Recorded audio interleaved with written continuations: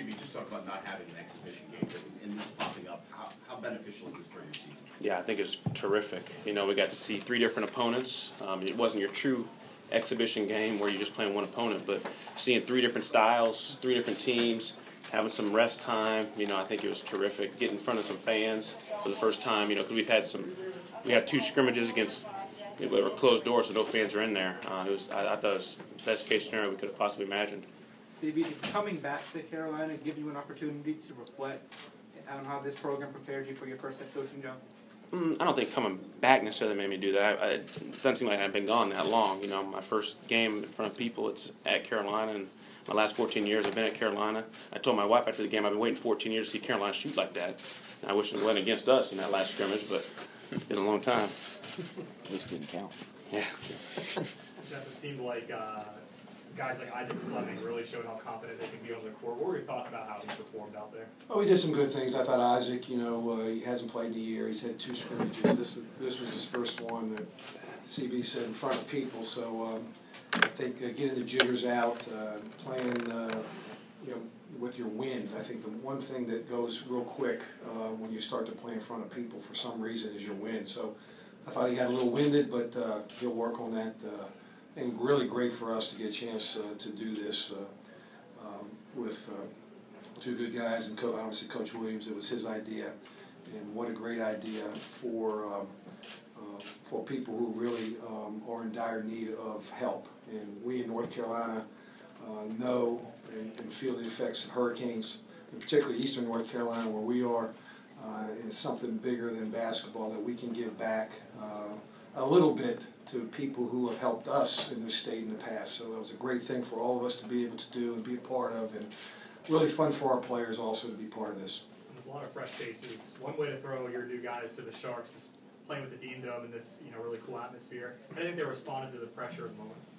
Well, I thought they did well, and I wanted to have everybody play in that scrimmage. I got 3 walk-ons from the state of North Carolina that I got a chance to get in and play against North Carolina, so that was big for them. And it's a fun day for us, fun day for all of us. I know that.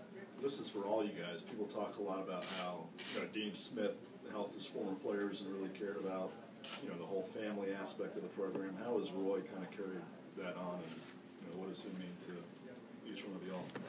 Your turn. Well, I didn't play for Coach Smith, but the things that you hear about him, you know, as you go through the program, it's the same type of values that Coach has, and I can't even describe in words how much he's done for me. And this is just another example. We're so grateful that we were included. It's great for our program, great for our team, and a great cause. But Coach is really special, one of a kind. And we'll get in trouble for starting without him. That's right. He's late. He's not usually late. Coach, that's like 3:33s for 3 minutes late. I didn't set the time. You didn't say much bad about your team at last scrimmage, though. I know that. But if you could touch on that too.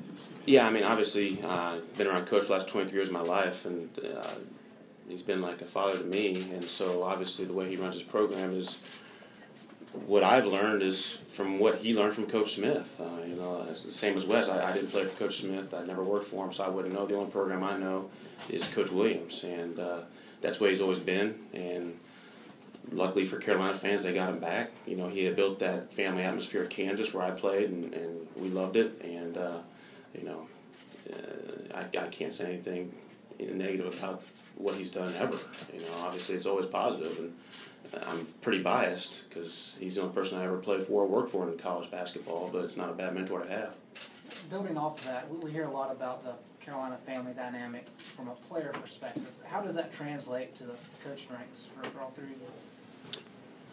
I'll start.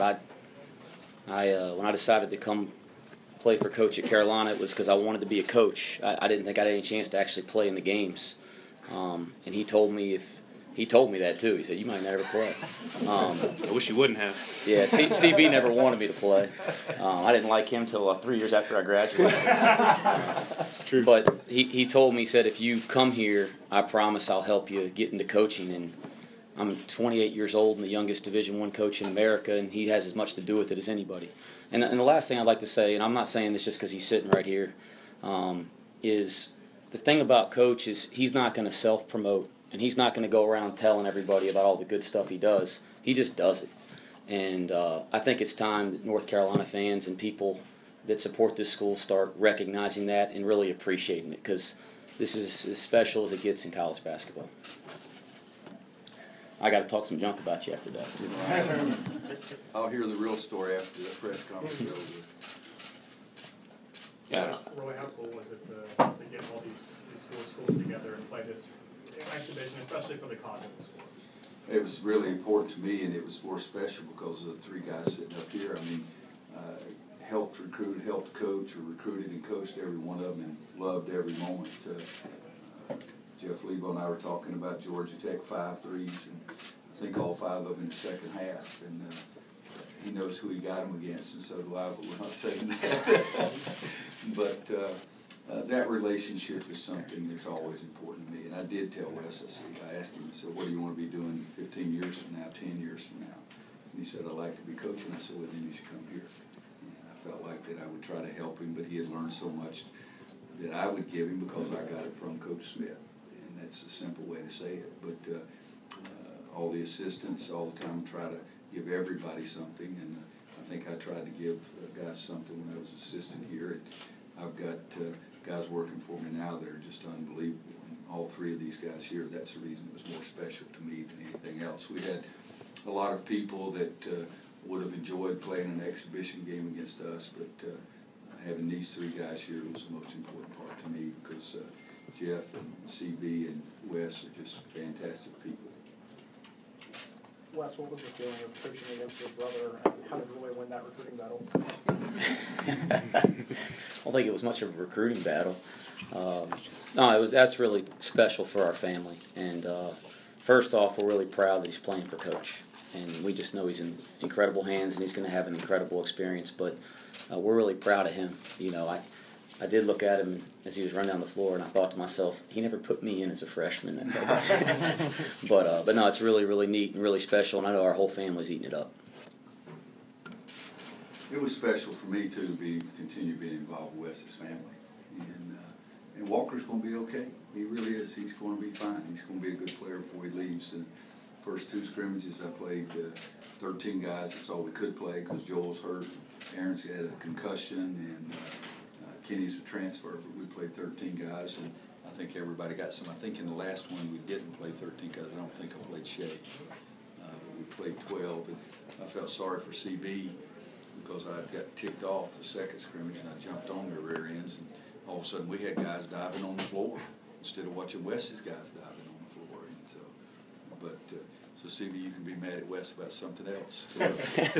If you would have put Shea in, he would have made a shot too. I haven't seen the stat sheets at all, and I'm sure he hasn't missed many shots. No, we made a bunch of them. Roy, you used a lot of different lineups today. Have you made any progress, or are you making progress with finding some combinations you like? It's hard right now because we don't have Joel.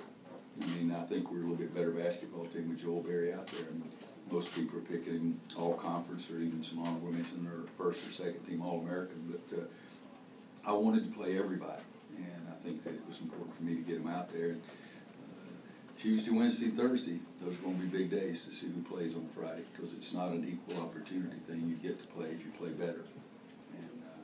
And I just, I want our guards, for example. And Jeff was one of the best guards I've ever seen because he could play the 2, he could play the 1, he could shoot, he defended like crazy because he wasn't exceptionally gifted.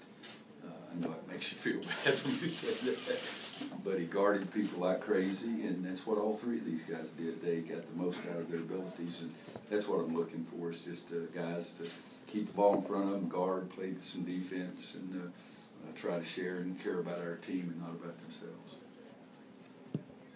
Anybody else? All right, coaches, thank you.